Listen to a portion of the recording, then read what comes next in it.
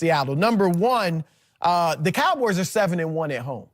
Okay, they're one of the toughest teams in the league at home, coupled with the fact that Seattle has not been very good on the road, 4-4 on the road, but haven't beaten a team with a winning record this season on the road. They're so bad on the road, they lost to San Francisco. Okay, so Seattle's not strong on the road. The other thing, their strength is running the football. Okay, and they have a weak offensive line and a banged up offensive line, but their strength is still running the football. Well, the Dallas Cowboys defensive strength is against the rush. So I think the Cowboys will be able to, shut or slow down the Seahawks running game and force Russell Wilson to have to beat them by himself. On the other side of the ball, obviously the Cowboys want to run with Ezekiel Elliott. He's probably the best running back in the league, him and Todd Gurley. And then Seattle is 30th in the NFL in rush defense, meaning they give up almost 5 yards a carry per rush. So I think the Cowboys, that's the formula. I like Dak. I do think Dak's a franchise quarterback. But Dak is what I'll call a playmaking manager. He's a game manager who can make big plays, mainly with his feet. But he also, as he showed against the Giants, can make some strong throws when necessary. So I like Dak, but let's not get it twisted. The formula for the Cowboys to win is Ezekiel Elliott and the running game setting the tone, and then Dak plays well alongside that. And I think they'll be able to do that against Seattle. I think the Cowboys are fraudulent. And I think people get caught up with win totals, but if you dig a little bit deeper, Chris, they've had 7 of their 10 wins against teams under 500. Does that include the Saints? That Saints game, you could pick the Saints game. No, it doesn't include the Saints game, but if you remember that game, they did win scoreless in the second half. And they won 13-10. They barely won. They won! The Saints I don't care if they won by half a point. The Saints have won 10 games in a row. They were due to lose a game. Just hear me out. They're fraudulent. The last 4 weeks, the defense has allowed 25 or more, average of 25 points. So the defense is heading south. They're South America's team, not America's team. I'm talking about the defense.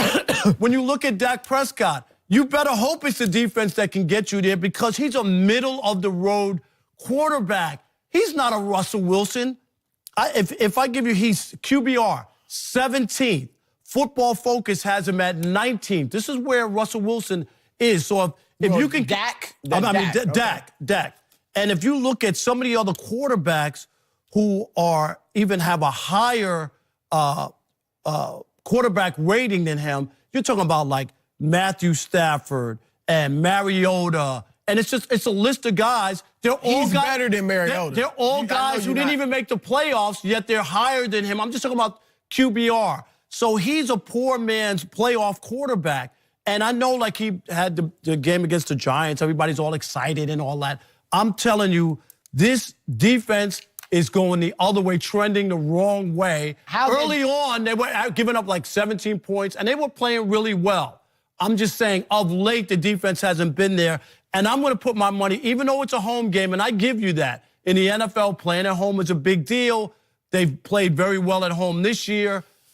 But when you talk about Seattle, they're battle-tested. They've won a Super Bowl. Russell Wilson was there. Seattle it's not the same exact team, but you still have the same coach.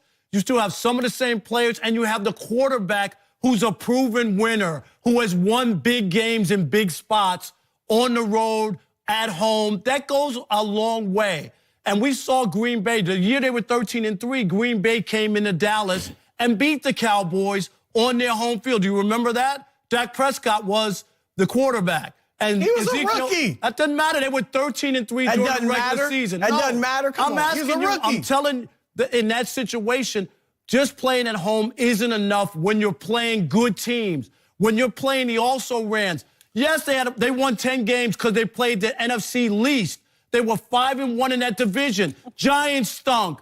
Philadelphia's the defending Super Bowl champion. Stunk. Yes, but they had to play them twice. I know, and they beat them twice, but they were bad. They bounced back beat New Orleans. That wasn't that long ago either. They held them to 10 points. You're still hanging on that. Yeah, I'm hanging on it. The best offense in the league, they held to 10 points, and you just gonna act like that didn't happen? It was a bad day at the office for Drew Brees. That's all that was. Is Dak Prescott a winner? Dak Prescott has won, but he hasn't beaten the good teams, and that's why I'm not buying it on Dak Prescott. Again. So if they win, if they lose this game, Chris, this will be another example. I guarantee you Dallas fans will go, see, he's not good enough. He's not good enough. That's the problem. He can't win you a game. Everything has to go right to win a game with Dak Prescott at quarterback. You got to have the running game up to speed. You got to have the defense doing what it does. All those things, and then you have him make a couple of throws that he needs to make, and you win. But Rob, if anything doesn't go right, no, it doesn't. That's true for all but a handful of quarterbacks. I understand, you know that. But I'm telling you, there's like 5 quarterbacks that's not those are the guys that advance in the playoffs. When Drew Brees didn't have the supporting cast the last few years, they were going 7-9 every year. I mean, most quarterbacks need some help. And those that don't have help are only going so far. Dak Prescott, see, you're not looking at the intangibles. Dak Prescott has the intangibles. It's not just about arm strength and running ability and things like that. It is also about your presence. Are you a leader of men? He is a leader of men. The only time people bring up intangibles is when you can't come up with the stats and the numbers don't work for you. No, because that's the thing that makes Tom Brady to go. No, it's his intangibles. It's not an and I can bring up numbers after number after number. I'm talking about, that's why people say that about Dak, because when you look at the numbers, they're unimpressive. No, he throws for 200 yards a game, 180. He'll give you a bad interception. He'll underthrow a couple guys. He'll overthrow some people and miss throws. That's why people always say, when they win, they go, well, it's the intangibles. No, he's not that guy. Not that guy yet, and that's why they can lose at home. It's watching a guy command a team. It's watching a guy under pressure. Just seeing the way he stepped in for Tony Romo as a rookie, that showed you They had the best offensive line. Still, he's a rookie who wasn't expected to do anything. They had all the other stuff that worked in his favor. That's all I'm saying. And they held him on a leash, Chris, so that he didn't make like a lot of bad throws, or they limited what they wanted him to do so he couldn't turn the ball over. I get it as a rookie quarterback, but they didn't trust him in that way. All I'm saying is he's not a playoff-tested quarterback that's going to win a game for you. I'll take Russell Wilson in a big game over Dak Prescott. Look, Wilson, like I said, he scares me. He's the same as Prescott. He's better, and he has the intangibles. He's a winner. But Dak, to your point, I'm not saying he's Aaron Rodgers or Tom Brady or somebody that's going to win a game by himself, but he's got Ezekiel Elliott. And that team has been totally different with Amari Cooper. Like, they've got some weapons now, not to mention the defense. And again, that Seattle offensive line is depleted. Wilson's going to be running around having to make plays. I like the Cowboys' chances, and stop underestimating them. I'm trying to help you. You're not trying to help you. I'm trying to help you to stop drinking the Kool-Aid when it comes to the Cowboys. It's always the same thing. The same couple teams everybody's all in on. It's LeBron and the Lakers. It's the Cowboys.